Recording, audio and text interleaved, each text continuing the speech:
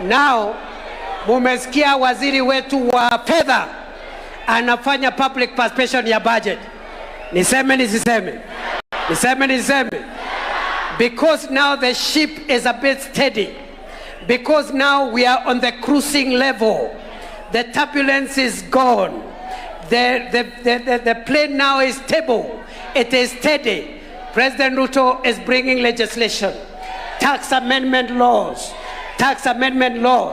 This February, tunaweka sheria bunge, tukiongozwa na William Ruto. Any Kenyan earning below 30,000 will not pay tax.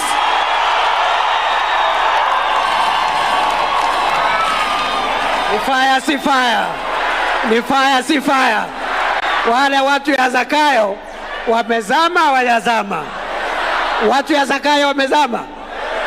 We are going to reduce tax so that people earning an income of less than 30,000 shillings will not pay any tax.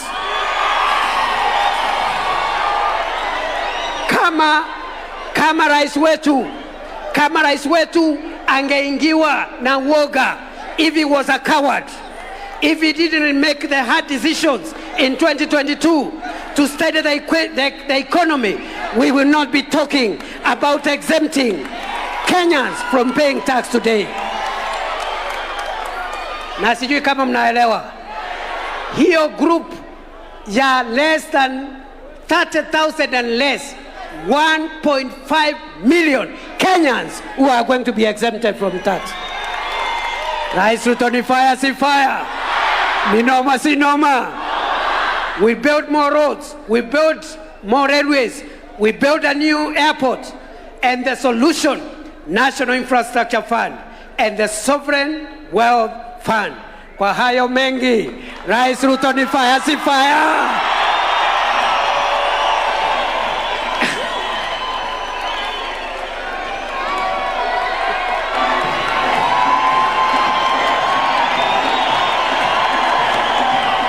UDA, kazi ni kazi, kazi ni kazi, kazi ni kazi.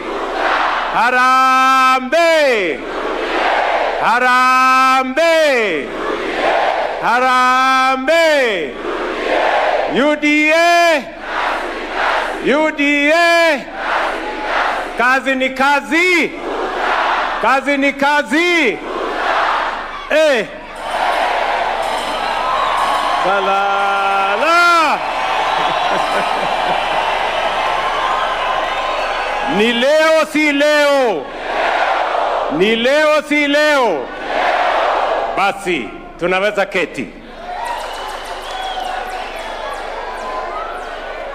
Ndugu zangu wanachama wa UDA, kwanza wacha nichukue nafasi hii kuwashukuru sana kwa kunipatia nafasi ya kuwa kiongozi wa chama cha kitaifa, chama ambayo kinaelewa mambo ya Kenya, chama ya UDA.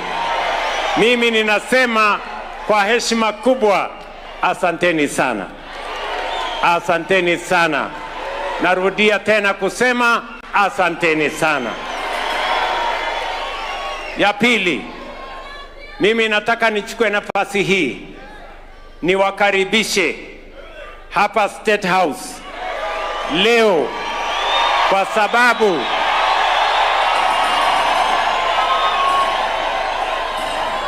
ninyi ni wanachama wa UDA na muko hapa kwa sababu chama ya UDA ndani ya Kenya Kwanza ni chama ambayo inaendesha serikali ya Kenya, si ndio?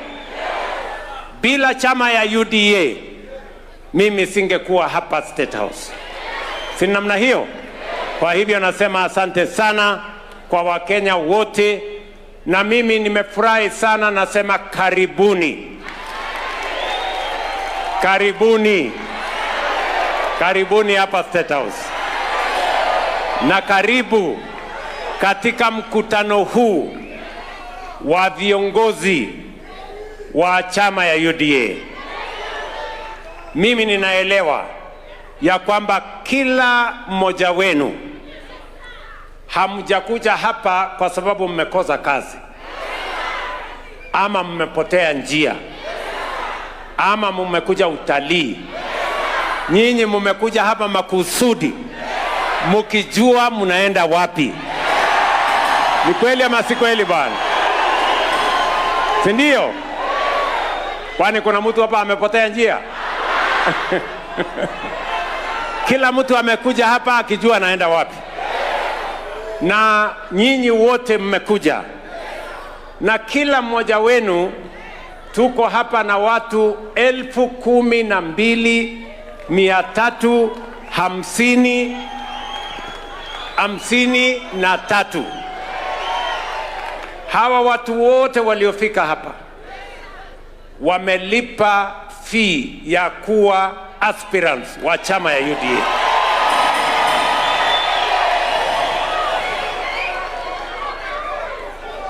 Na mimi nataka niwaeleze na niwashukuru sana kwa kujitokeza kusimama kutafuta uongozi ndani ya chama ya UDA. Nikiona hapa tuko na wale wanaotafuta kiti ya grassroots. Kiti ya grassroots.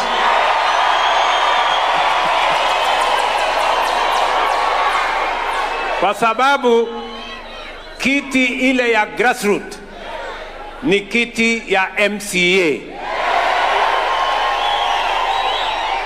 Ukiona viongozi 10,000 wanatafuta nafasi ya kuongoza kwa viti ambayo ikipatikana ni 1,450. We have more than 8 aspirants per seat of MCA.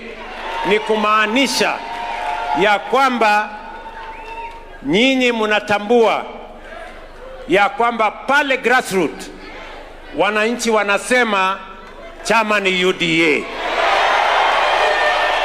Ni kweli ama si kweli? Ni kweli ama si kweli? Mimi nataka niseme hivi. Kwanza, tafadhali tuketi. Mimi nataka niseme hivi. Kabla sijasema mambo machache. Huyu naibu wa rais Abraham Kithure Kindiki anatosha ama atoshi? Anatosha ama atoshi? Ni fire si fire? Ni fire si fire? Wapi nduru ya Profesa Kithure Kindiki?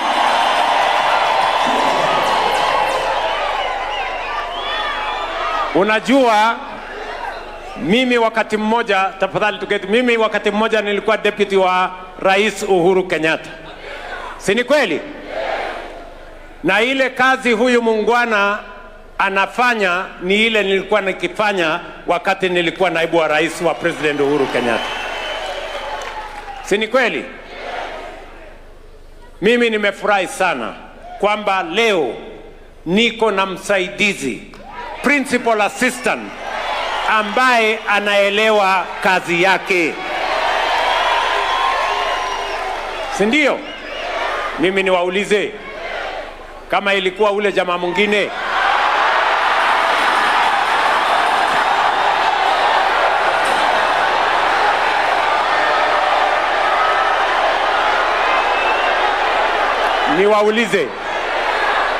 Niwaulize angekuwa na akili ya kuelewa mambo vile huyu jamaa anaelewa?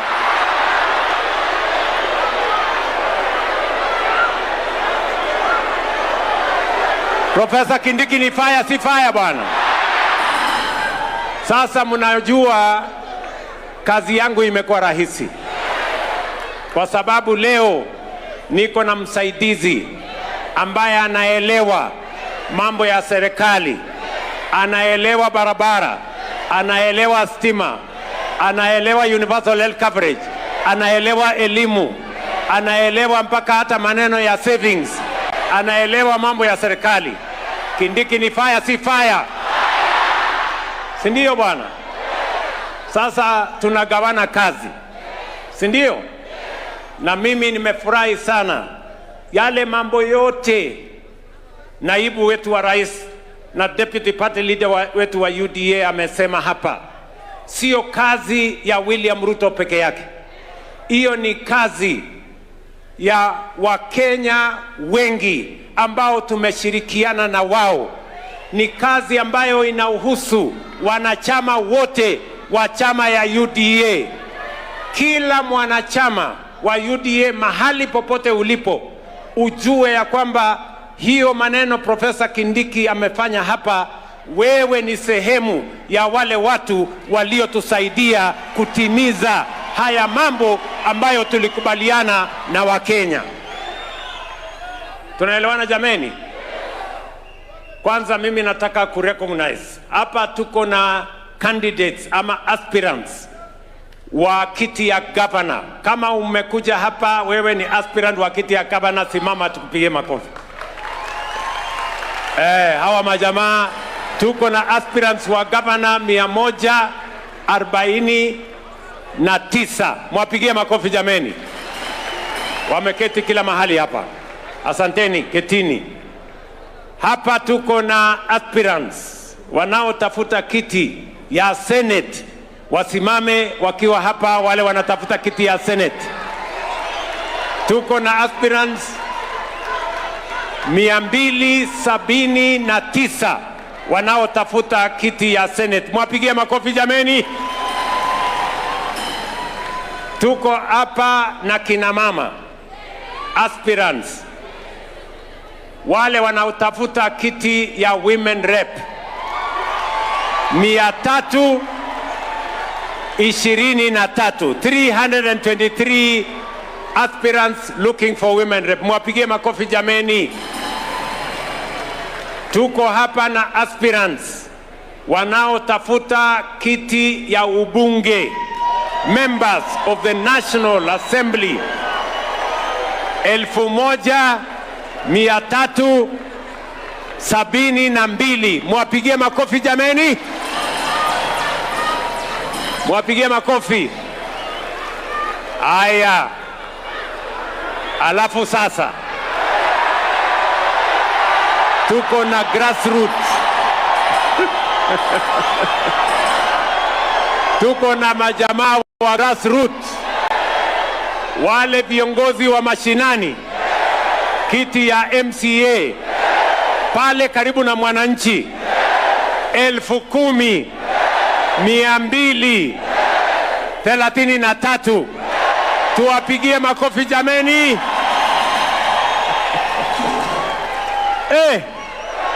Kuna mambo jameni. Kuna mambo. Tafadhali ketini. Tumekubaliana my friends? Tumekubaliana? Na mimi nasema hivi, hawa viongozi wote tulikubaliana ya kwamba tutatekeleza manifesto yetu. Na leo tumeitisha hii mkutano. Na nataka munisikize kwa makini.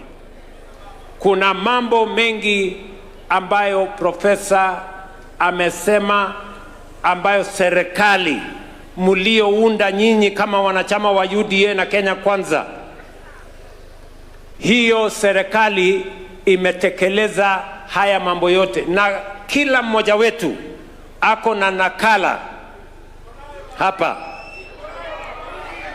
Kila mtu ako na nakala, si ndio? Kama hujapata nakala, usitoke hapa bila ya kuwa na nakala hii. Hii nakala inaonyesha ile ahadi tulitoa na ile kazi tumefanya kutekeleza ahadi hiyo. Na tumefikisha karibu 75% tukielekea 80% ya kutimiza ile manifesto, kwa sababu niliwaeleza ya kwamba manifesto hii sio gazeti. ya kusoma na kufunga nayo nyama. Manifesto hii ni mkataba ya wananchi waliopiga kura na serikali yao. And I want to tell you that for the first time we are implementing this manifesto page by page, paragraph by paragraph, chapter by chapter, and we will make sure that by the time we come to the next election, we can give a good account of what we have done in fulfillment of the commitments that were written in the manifesto with the people and the electorate of the people of Kenya. Because that is how we are going to change a nation. Na mimi nasema hivi, wana UDA, tunaongea leo maneno ya manifesto kwa sababu siasa ya Kenya imebadilika. Kuna watu wamekwama katika siasa ya ukabila, siasa ya chuki, siasa ya watu binafsi. We are telling them Kenya has changed. We have changed this nation, and that is why we have had to do everything that we could, including making very difficult decisions, because we had to implement the manifesto that we agreed with the people of Kenya. We told the people of Kenya we are going to transform agriculture. We had to make difficult decisions to transform agriculture. We had to fight with cartels in the coffee sector. We had to fight with cartels in the sugar sector. Hata ikafika wakati mmoja mkasikia nikiwaambia mambo ni matatu. Mulisikia hamukumsikia? Mulisikia hamukusikia? Wale niliwaambia mambo ni matatu ni kwa sababu walikuwa wanasimama kinyume na kujaribu kutuzuia kutekeleza manifesto yetu ambayo tulikubaliana na wananchi wa Kenya. Na mimi nataka niwaeleze leo, we have transformed the agricultural sector the way Professor Kindiki has said. We had a difficult time kwa sababu ya mambo ya cost of living. And I want to tell the people of Kenya, what have we done to address the challenge of cost of living? We have done three fundamental things. Number one, we have subsidized production.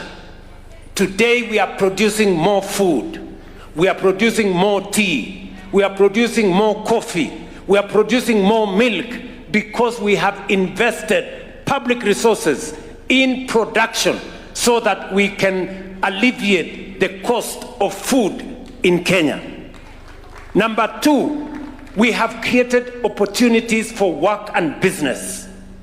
Tumehakikisha ya kwamba kupitia ile maneno professor amesema, in housing we have generated 500,000 jobs. In digital jobs platform we have generated 300,000 jobs. In Kazi Maju, export of labor, we have generated 539,000 jobs. In the other programs that we have undertaken, including Nairobi River here, including hiring teachers, including hiring more policemen, including the public sector, we have employed more people. Today, we can say without fear of any contradiction, upwards of 1.5 million Kenyans who are not working in 2022, today we have secured opportunities for them to work. And by so doing, we are getting more citizens to afford to live in Kenya because they have income. We have made sure that there is more income in the hands and pockets of the people of Kenya, including the Nyota program. Tomorrow morning, I will be in Malindi. The next day, I will be in Mombasa to give resources to young people in the Nyota program. Next week on Wednesday, I will be in Mandera, and then I will be in Wajir, and then I will be in Garissa, because we must make sure that more people have income so that we can reduce and manage the cost of living. Number 3, we have also now begun the process of bringing down taxation. Mumesikia Professor vile amesema, bunge ikifunguliwa in the next week, tunapeleka mapendekezo kule bunge. Kila Mkenya ambaye mshahara yake ni 30,000 na kuja chini, hakuna kulipa ushuru tena. That is number 1. Because we have steadied the economy. Tunaelewana, my friends? We would not be able to reduce taxes if we had not set the foundation right. And that is why we are going to Parliament. We are now saying that any Kenyan who earns less than 30,000 shillings will not pay any taxes. Number 2, we are saying any Kenyan who earns up to 50,000, we are reducing their taxes from 30% to 25%. 1.5 million working Kenyans will not pay any taxes. 500,000, another 500,000 working Kenyans will have their taxes reduced from 30% to 25%. That is how progressively we are going to make sure that we manage the cost of living, so that the people at the bottom of the pyramid, we can be able to support them. Wakati tulisema bottom up, it was not a slogan. It was because we want to mind about the people at the bottom of the pyramid, give them an opportunity to live decently like the rest of the people of the Republic of Kenya. Tunaelewana jameni? Na ndio sababu hiyo munaona vile mambo inabadilika. Slowly by slowly, step by step, action by action, manifesto chapter by chapter, we are changing the Republic of Kenya. And that is why I am confident today that going into the future, all of us, leaving no one behind, we are going to change this country, and we are going to move Kenya from a third world country to a first world country in one generation, in our lifetime. Tunaelewana jameni? Tunaelewana? We have transformed our economy. Today, our economy is the 6th largest economy in Africa. Inflation is down. Our dollar reserves are up. Our exchange rate has come down. We have interest rates are coming down. Kenya is much more stable. All the rating agencies, all the credit rating agencies, from Fitch, Standard & Poor's, to Moody's, all of them have upgraded Kenya's credit rating. All of them are saying Kenya's economy is stable. It is not the social media. It is not the media. It is credit rating agencies who understand where the economy of Kenya is. And they are giving us a thumbs up that Kenya's economy is stable and we are moving forward. Tunaelewana, my friends? Tuko pamoja? So, from the economy to transforming agriculture, to transforming our education, to transforming our health, to transforming the jobs market, we are moving Kenya one step at a time in the right direction. And that is why I am very confident that as you run in UDA, be confident that you will be part of the team that will make history by moving Kenya from a third world to a first world country. And by the way, it is the reason why we called this meeting. Tuliitisha hii mkutano ni mapema kidogo kwa mambo ya uchaguzi wa next year. lakini tuliwaita mapema because we don't want you to be just a leader in UDA. We want you to have a reason. Nyinyi mnanielewa? Narudia kusema, we want you to have a reason. Why have we called this meeting? We have called this meeting because the politics of Kenya is changing. The politics of Kenya is no longer about tribal arithmetic. The politics of Kenya is no longer about recycled, backward, primitive leadership. The politics of Kenya has changed.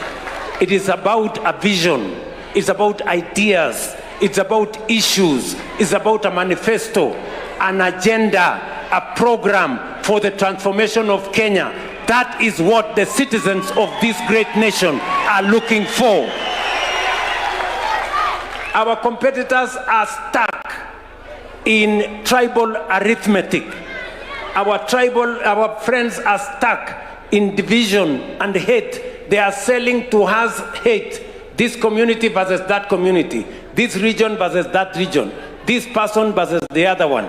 We are telling our competitors, it is no longer about personalities. It is no longer about tribal arithmetic. It is no longer about selling this community against the other. It is about a vision. It's about ideas. It's about issues.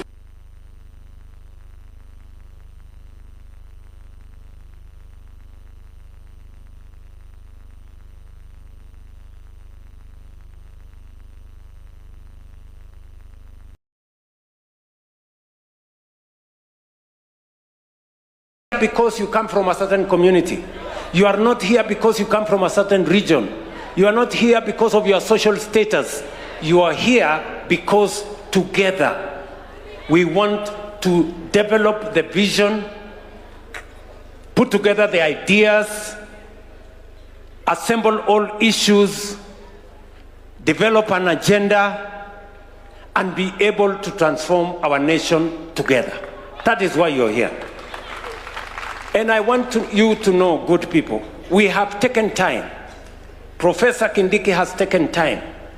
We have written, you are going to go home with a pamphlet because we want you to understand why you are looking for a position of leadership in Kenya and in UDA. It is because we have a vision for Kenya. It is because we have good ideas and we have an agenda to transform this nation. And you are joining a team that will move Kenya forward. Nyinyi mko tayari jameni? Tumeelewana? Tulichukua nafasi hii kuwaeleza polepole kwa lugha mnayoelewa, ili wakati wewe unatafuta kiti kwa UDA ujue ya kwamba unatafuta kiti kwa sababu gani. Kama unafukuza mambo ya ukabila, you are in the wrong place. Mnanielewa?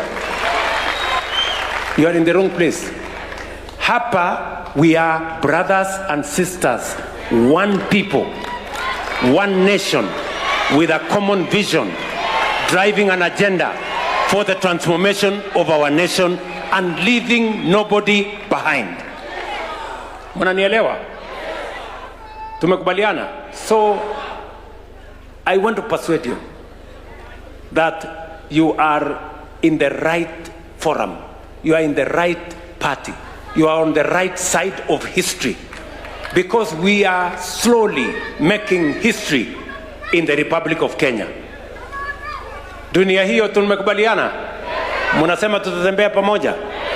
Mnasema tutatembea pamoja katika kutransform Kenya? Mimi nataka niwaambie tu mambo mawili ama matatu, alafu nijibu maswali mawili. Yale maneno tumefanya, you know, watu walituambia when we started, walituambia haya maneno ni uongo, haya maneno hayawezekani. Serikali ingine walijaribu housing wakashindwa, wengine walijaribu transformation wakashindwa, hii ni porojo, hii ni uongo, haiwezekani. But we are telling them today that you called us liars, you said it's not possible. Today, before your own eyes, we are demonstrating, not in word, but in deed, that it is possible to transform our agriculture, it is possible to undertake affordable housing, it is possible to transform our education, it is possible to transform our health, it is possible to have a program to create jobs, it is possible for us to have a savings culture that will eventually free us from debt, that will eventually free us from begging from other countries, that we can undertake and underwrite our own development using our own savings and our own resources. We have demonstrated in clear terms that that is possible. Ni kweli ama si kweli, my friends? Mnasema tuendelee ama tuendelee? Mnasema tuendelee ama tuendelee? Si walisema ati tunasema uongo? Si walisema ya kwamba haiwezekani? Mimi nawauliza, mambo ya kilimo imewezekana ama haijawezekana? Bei ya mbolea imepungua haijapungua? Tumeongeza mazao ya kilimo hatujaongeza? Bei ya kahawa imeongezeka haijaongezeka? Ya majani chai tumeongeza production hatujaongezeka? Mimi nimewaeleza ya kwamba walisema ya kwamba mambo ya elimu leo CBC tumenyorosha hatujanyorosha? Waalimu 1,100 tumeajiri hatujaajiri? Madarasa 23,000 tumejenga hatujajenga? New funding model, ile universities ambazo zilikuwa zimeenda bankrupt, leo I want to challenge anybody to go and talk to any leader of a university, any vice chancellor. They will tell you the new funding model is changing the way we are delivering matters education, and universities are getting out of insolvency because we have sorted out the problem that we had in education. We told you, good people, that we are going to change the law, that matters of health, we are going to change health, that health is no longer going to be the preserve of those who have jobs, those who can afford, those who have the means, that health, as the Constitution, Section 43 of the Constitution tells us, that health is not a privilege for those who can afford, it is a right for every citizen of the Republic of Kenya. We are demonstrating that that is possible. Tunaelewana jameni? We told them we are going to create jobs. I stand on this podium today confidently that we have created close to 2 million jobs, real, demonstrable, actual, practical jobs in the Republic of Kenya. People who are not working in 2022, today they are working. And we are progressing. The 500,000 working in affordable housing will get to 1 million shortly. The 300 working in the digital jobs platform shortly will get to 1 million. More young people. In fact, every week, I want to challenge these good people. Every week, between 300 and 500 young people are leaving this country to go and work abroad, because we have created a channel, a green channel, for them to work abroad without being abused, without being conned, because we have created a channel and because we understand the importance of every young person being given an opportunity to work. Ni kweli si kweli, my friends? Munasema tuendelee tuendelee? So we have proven that every word we said, we meant it. And we are delivering. And we are going to change Kenya. I just want to tell you that going forward, tukifika hapa mbele, kwanza nataka niwaulize kila mmoja wenu, mkirudi nyumbani, tumesema ya kwamba we want to democratize wealth. Tunataka mali ya umma, mali ya serikali, mali tuliojenga sisi sote kama Wakenya. Kila Mkenya apate nafasi ya kununua shares kwa ile kampuni ya serikali ambayo tunafanya privatization. Shilingi 900 peke yake utakuwa na share 100 ya Kenya Pipeline, 900 shillings. Tunaelewana? Na vile tutapatiana hizo shares, Kwanza tunaanza na ule mtu wa mwisho. Kabla yule amenunua shares mingi kupata, yule amenunua shares kidogo anapatiwa. Kila mtu ambaye ataweka pesa yake kwa IPO ya Kenya Pipeline, we will start with the bottom. Hizo shares zikiisha, kama shares zitaisha kabla haijafikia wale wako juu, itakuwa ni hivyo, si ndio?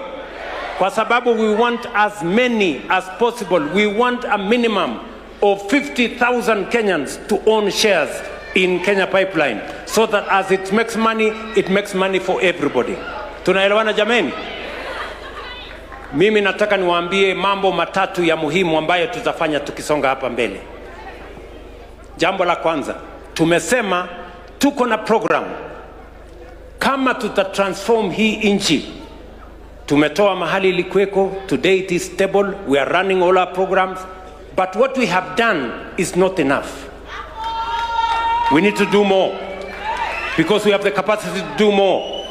And that is why we have set an ambitious target for ourselves. We have said we are going to have a program of 5 trillion Kenya shillings to do 3 principal things. Number 1, we want to transform our agriculture. Kilimo yetu ya mambo ya kungojea mvua imefika karibu mwisho. We have exhausted the land that we can use on rain-fed agriculture. And therefore, going into the future, we must now have modern agriculture on irrigation. And that is why we are setting our eyes on building 50 mega dams already identified. They have been in our books for the last 20, 30 years. Now is the time to implement. We are going to build another 200 large dams and thousands of micro dams. We want to bring 2.5 million acres of land into agricultural production. Ndio tukomeshe kabisa shida na aibu ya njaa katika taifa letu la Kenya. We must put to an end. Leo ndugu zangu wana UDA, bado tunaagiza mahindi, bado tunanunua mchele kutoka nje, bado tunanunua kahawa, wheat, ngano kutoka nje. We are importing maize, we are importing sugar, we are importing wheat, we are importing sugar, we are importing edible oil. We are spending 500 billion Kenya shillings every year to import products that we can grow in the Republic of Kenya. And that is why we must transform our agriculture so that we stop importing anything. In fact, we should increase the number of exports of the products from the Republic of Kenya. We need to implement that program. We need between 1 and 1.5 trillion Kenya shillings.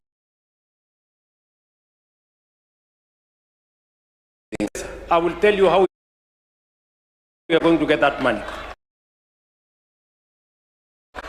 Tunaelewana jameni? Munasema tuendelee ama siendelee? Number 2, vile professor alivyosema, we want to transform our logistics and transport infrastructure. Hapa Kenya for 62 years tumejenga kilomita 20,000 ya barabara ya lami. Japan in the same amount of time wamejenga barabara kilomita 1,000,000. Nyinyi mnajua tofauti ya 1,000,000 na 20,000? Iko tofauti ama hakuna tofauti? Japan is slightly a smaller country than Kenya, but today they have 1,000,000 acres of tarmac. Sisi we have 20,000. Ndio tumesema kama UDA, because we know what we are doing and we know where to find the money, we are going to build 28,000 kilometers in the next 7 years. Kilomita 28,000 in the next 7 years. And to demonstrate that we are going to do that, already the 6,000 kilometers that is contracted, we have the money, we have the resources. This Friday, the day after tomorrow, this Friday, We are paying all the bills for 2025 up to December for our roads. This Friday. Nyinyi mnanielewa? Wakati tulifika hapa kulikuwa na bill, pending bill ya mambo ya barabara karibu bilioni 300. We have paid, and I'm telling the people of Kenya and every contractor in the Republic of Kenya, mwenye ako na bill, ako na certificate, up to December 2025, we will pay all of them on Friday. Because we want to complete the 6,000 kilometers that we have contracted by next year. Alafu sasa tutengeneze another 28,000 kilometers. Mimi nikiuliza hapa, watu wengi wataniambia tunataka barabara. Ni kweli ama si kweli? Si mnajua tuko na matatizo ya barabara? We go everywhere, wananchi wanasema barabara haipitiki. Tuko na barabara ya vumbi, tuko na barabara ya matope. Si ni kweli? So we need first 28,000 kilometers. We want to also build highway. Kuna barabara hata tuko na barabara ya lami lakini uko na msongamano mkubwa. That is why we have said we are going to build dual carriageways, 2,500 kilometers, to make sure that Kenyans can go home, go to work, travel without congestion, without trouble. We will need about 1.5 trillion to do that. We know where to find the money, and we are going to transform our country. Tumesema vile vile, jambo la tatu ambayo lazima tufanye ni kutengeneza umeme. Hatuwezi kubadilisha Kenya. Hatuwezi kuwa an industrial nation. We cannot be a manufacturing hub. We cannot undertake the kind of technology that is driving the world today without energy. Nasikizeni ndugu zangu wana UDA. Ile stima yote tumetengeneza in the last 30 years ni 3,300 megawatts. 3,300 megawatts. Nyinyi mnanisikia? Juzi nilienda Ethiopia. Dam moja ambayo tulienda kufungua na Prime Minister wa Ethiopia. Dam moja iko na 5,400 megawatts. Dam Kenya mzima 3,000. Unaona iko shida ama hakuna shida? Iko shida ama hakuna shida? Na haiwezekani tusonge mbele kama hatuna umeme ya kutosha. Ndio tumesema in the next 7 years we want to develop 10,000 additional megawatts of energy in the Republic of Kenya, so that we can undertake industrialization, we can drive our manufacturing, we can have any technology that we need, because the future is driven by technology. The future is driven by energy. Na ndio sababu hiyo we have set up a 5 trillion program, and we know how to fund it. Tumekubaliana? Katika bunge letu la Kenya, pale wakifungua watakutana na sheria mbili. Tumepeleka pale. Tumepeleka sheria ya National Infrastructure Fund, ambayo tutaweka pesa zote ambayo tutapata kutoka sehemu mbalimbali ikiwemo pesa ya privatization. Na tumesema hivi, and I am saying this direct to the people of Kenya. Pesa ambayo tutapata kwa privatization, kama ni Kenya Pipeline, kama ni Safaricom, kama ni kampuni ingine, hiyo pesa haiwezi kutumika kulipa mshahara ama kulipa madeni. Hiyo pesa itatumika kutengeneza infrastructure ya kubadilisha taifa letu la Kenya. Pale mbele tulifanya privatization, pale mbele we cannot account for what happened to that money. We will never repeat that mistake again. Hatuwezi tena kufanya privatization ya kampuni alafu tuende tulipe madeni, tulipe mshahara, hiyo pesa ipotee na ile rasilimali yetu tumeiprivatize. That is why I have given an irrevocable undertaking to the people of Kenya. Every shilling, every coin that is going to come from privatization is going to be invested in developing new infrastructure. The first place, as we privatize Kenya Pipeline, The first place we are going to invest is in developing the new airport. Na hiyo airport, before June, mutaniona pale tukianzisha airport mpya ya taifa letu la Kenya. And it will be funded by the people of Kenya. It will be funded. We are going to use the National Infrastructure Fund to crowd in resources that is going to help us build the airport. Hii reli, tarehe 19 mwezi wa 3, mimi nitakuwa pale Suswa. Tarehe 19 mwezi wa 3. Kusukuma hiyo reli kutoka Suswa mpaka Kisumu mpaka Malaba iende Uganda. Nyinyi mnanielewa? Na hiyo reli pia hatujengi kwa kutafuta mkopo ama kwa kuongeza mambo ya taxes. Hiyo reli tutajenga na akili. Nyinyi mnanielewa jameni? Tunaelewana? Mnasema tuendelee ama tuendelee? Tuendelee ama tuendelee? Sasa nimesikia wale majamaa tena wamesema ati hiyo mambo ya 5 trillion haiwezekani.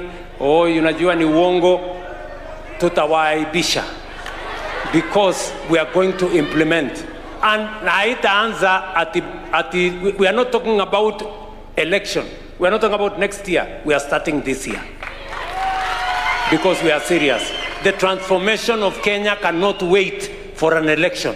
The transformation of Kenya is a daily job for some of us. It is a responsibility and a commitment and a passion that we have for changing our nation.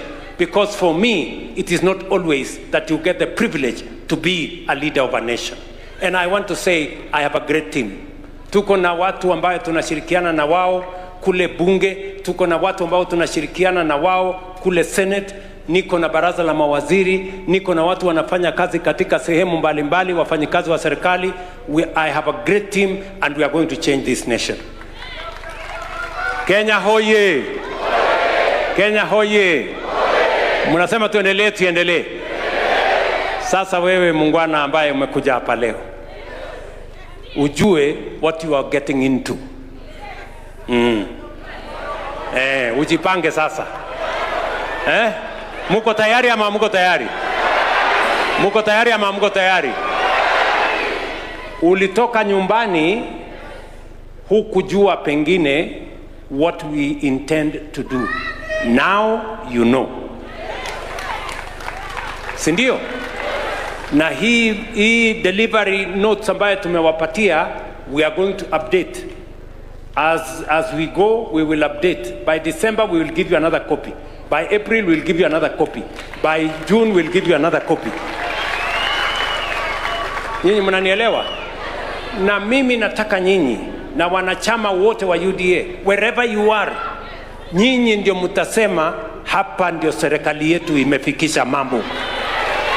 Hapa ndio serikali yangu. Wewe useme hapa ndio serikali yangu imefikisha mambo. Si ndio? Kwani serikali si ya mtu mmoja. Bila kura yenu mtu anaweza kuwa rais hapa? Si ndio?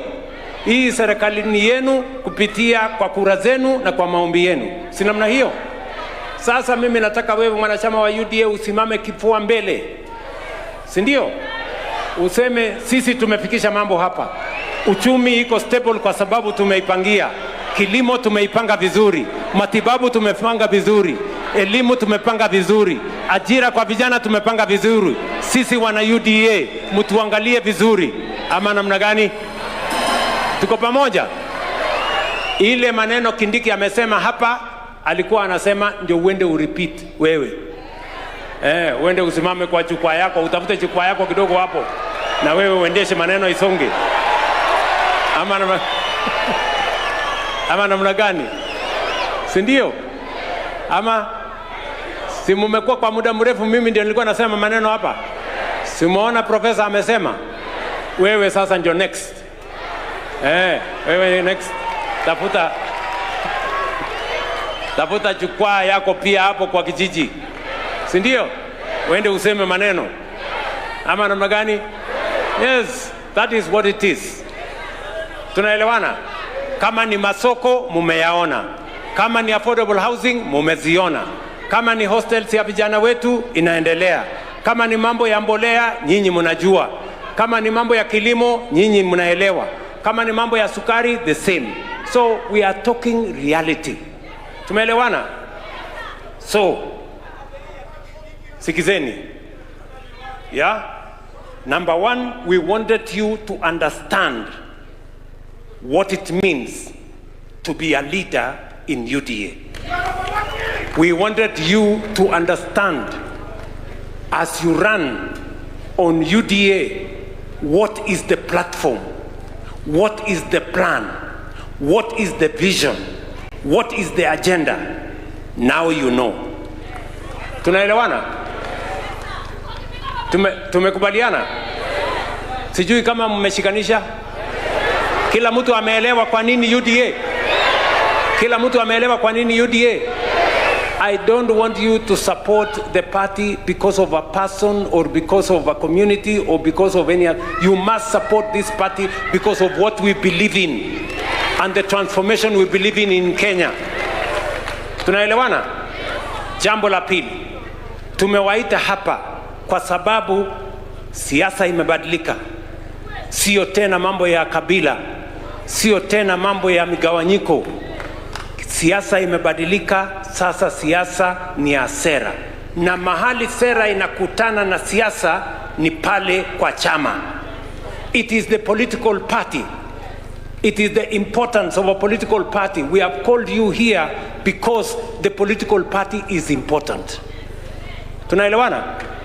We must move away from personality politics.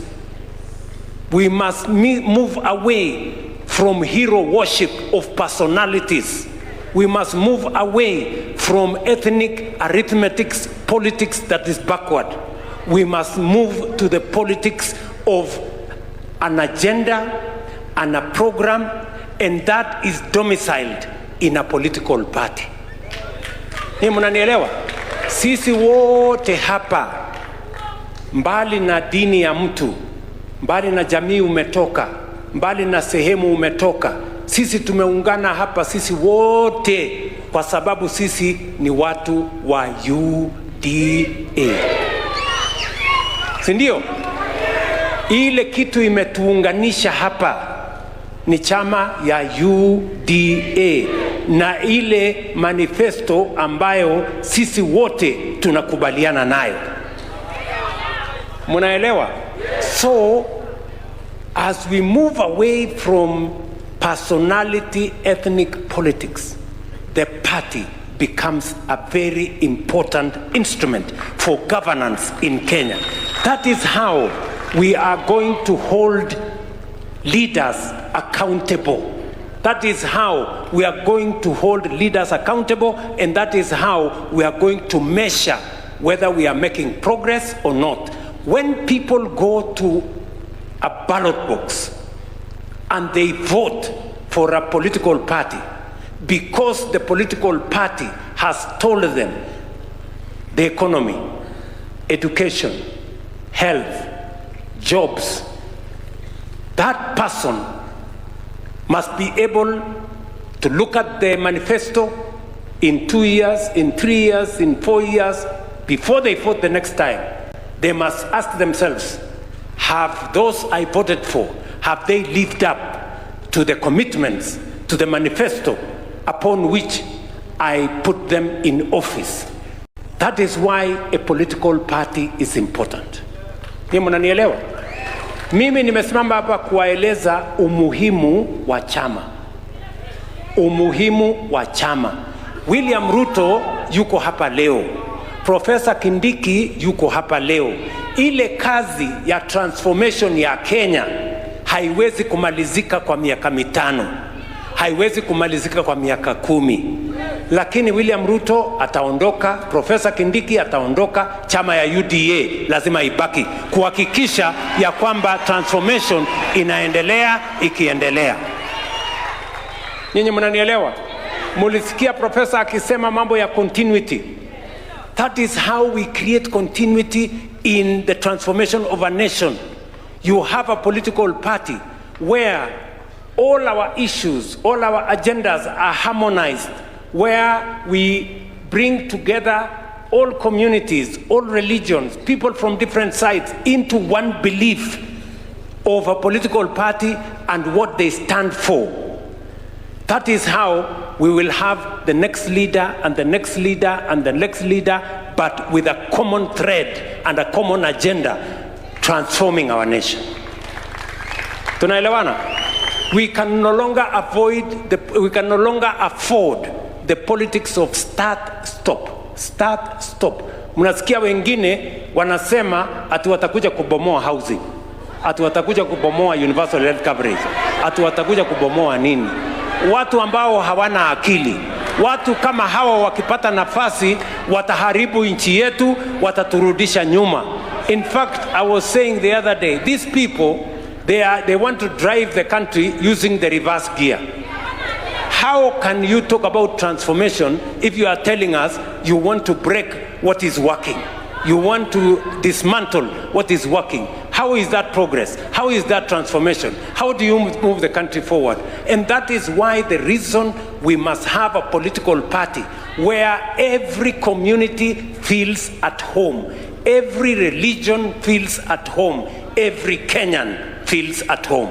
And that is why we are building this party called UDA for the sake of all the people of Kenya and the transformation and the continuity of the development of our country.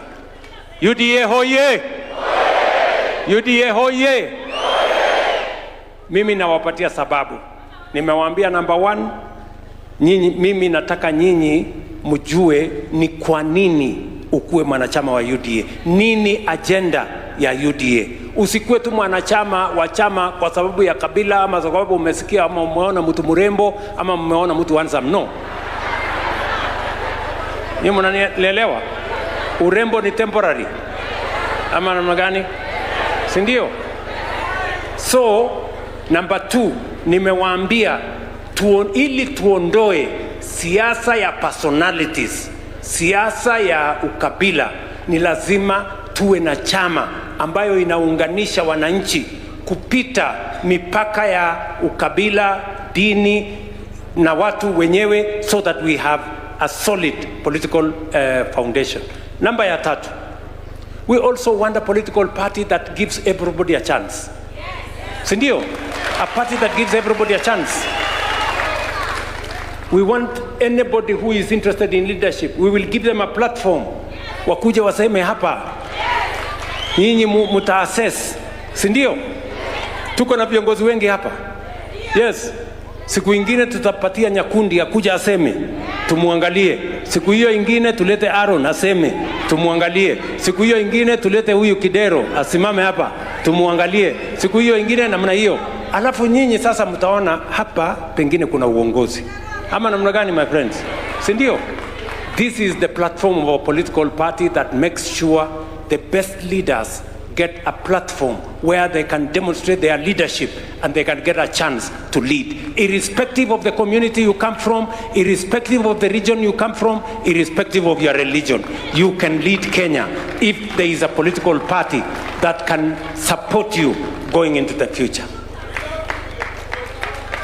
Jambo la 4 ambayo nimewaita hapa kwa sababu tuko na uchaguzi wa chama. Sindio? Tuko na uchaguzi wa chama. Tarehe 7 mwezi wa 3, counties 20 watafanya uchaguzi ya chama. Tarehe 28 counties zingine 22 zitafanya uchaguzi wa chama. Kwa nini tufanye uchaguzi wa chama? Why? Because we don't want to appoint ourselves as leaders in the party. The leader does not belong to William Ruto. The party does not belong to MPs. The party does not belong to governors. The party does not belong to us. The party belongs to the party members. The party belongs to the people. Nyinyi mnanielewa? Na vile tunaenda kutafuta nafasi ya kuwa governor, MCA, mbunge, rais, lazima tuende tutafute nafasi ya kuongoza chama ya wananchi. Tunaelewana my friends? So na hatutaki njia mkato. Uchaguzi inaanzwa pale kwa polling center. The same way uchaguzi inaanza ya rais pale kwa polling center.